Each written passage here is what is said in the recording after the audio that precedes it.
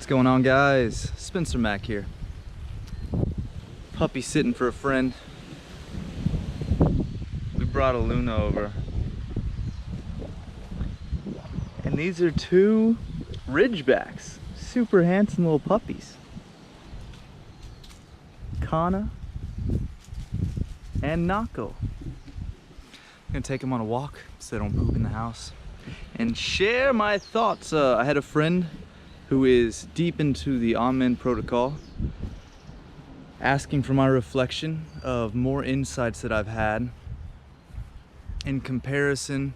Now that I've done two extremes, you could say, I've been vegan, I've also been carnivore, and he wants to know what aspects am I maintaining? Like, do I still practice caloric restriction, and do I still intermittent fast?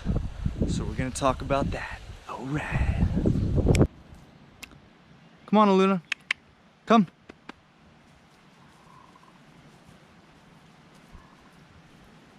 That's the spot.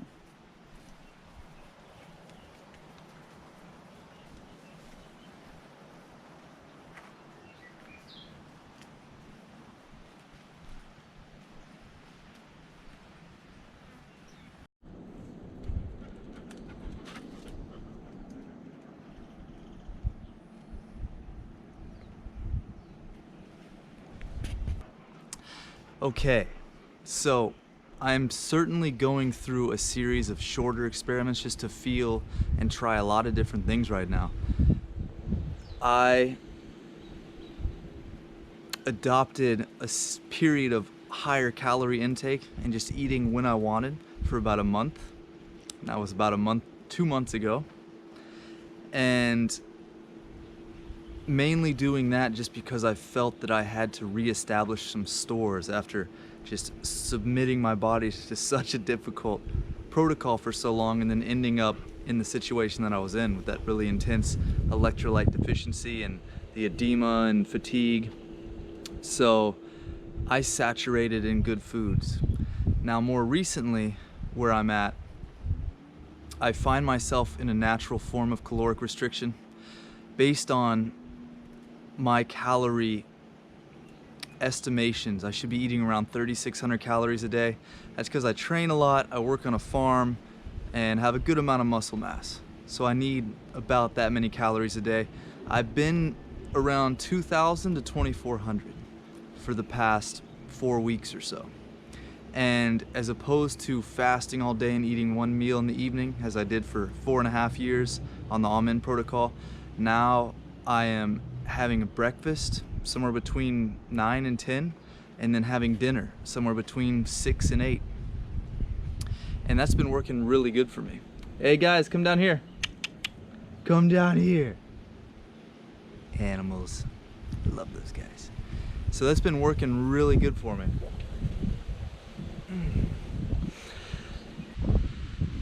Okay, and as for macros, I definitely have been primarily ketogenic for a long period of time.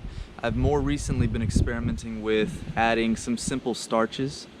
Those are some that I can get in the tropics: breadfruit and kalo. It's basically like a tuber, and it's a fruit that grows on a tree, but it is like a potato. And I've been eating some starch in the morning with my breakfast, with some beef, some butter, some liver, around 1,000 calories, and then in the evening I go all keto. And I've been finding that I enjoy these starches in the morning.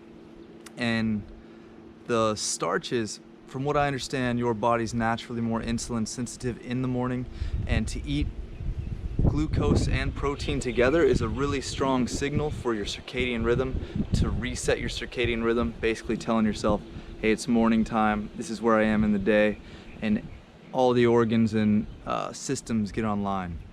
So that's my reasoning right now. I at times do add glucose post-training when I have real intense training sessions with some whey protein, but that's pretty rare. So I'm eating pretty simple twice a day, and I've been really working on developing this hydration formula for some time for those guys that actually have been following me for a while. and that's definitely advanced a lot.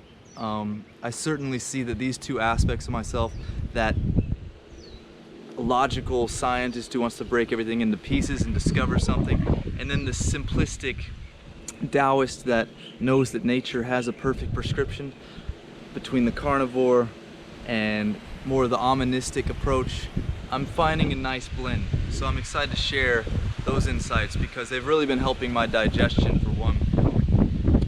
So that's about where I'm at. I do calorically restrict still, and although I'm intermittent fasting less, it's on either. I definitely find that I hit deep hunger. I feel the ghrelin. I'm staying really lean, so I have no doubt I'm getting into autophagy, especially going 24 hours without any carbs. I tend to train first thing in the morning and then in the evening before I eat dinner. So I'm getting 2 training sessions in, and I do find that eating carbohydrates increases the amount of training that I can do. So I'm really enjoying that as well.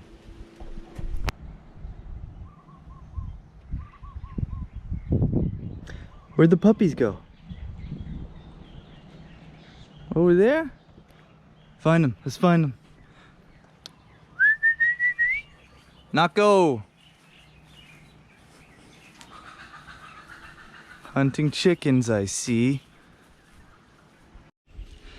So yes, I've been enjoying eating in the morning and eating carbohydrates. I tried doing the omonistic approach, but eating in the morning years ago, and I found when I consumed that food, it really wore me out. Like I couldn't eat in the morning and then go hit the day. And so one of the big things, I mean, now that I eat primarily animal products, I don't have any of that lag time in my guts. I don't get the bloating. I don't get the fermentation that slows me down. So when I'm eating primarily animal-based, I have no problem eating breakfast. So that's been a really nice insight. And it makes it a lot easier to consume minimal amounts of food because, you know, I'm gonna eat again in like 12 hours.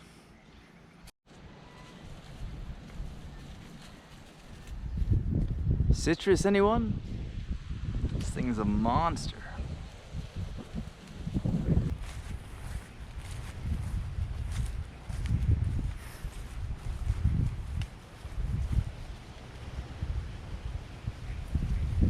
Bananas.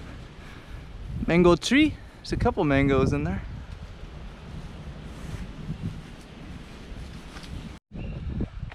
All in all, I'm feeling really good on it. I don't feel like it's this huge effort that gets me consciously kind of obsessed with food. I think very little about it, though I love it. It's delicious. I feel like I'm able to keep my calories down, which is one of the main practices that we know to extend lifespan. And I'm able to actually be more productive. I get more done now in my life because I have more energy. I not only can train more, but I can get more work done and produce more videos and connect with you guys more frequently. So it's been working out. It's been working out. Feels like a good balance. Just gonna keep refining it one step at a time. Awesome, guys. Always appreciate the questions. You know the game. Like, subscribe, notifications, and leave any insight, inspirations you care to share. Questions are always appreciated. I'll see you guys in the next one. Lots of love. Peace.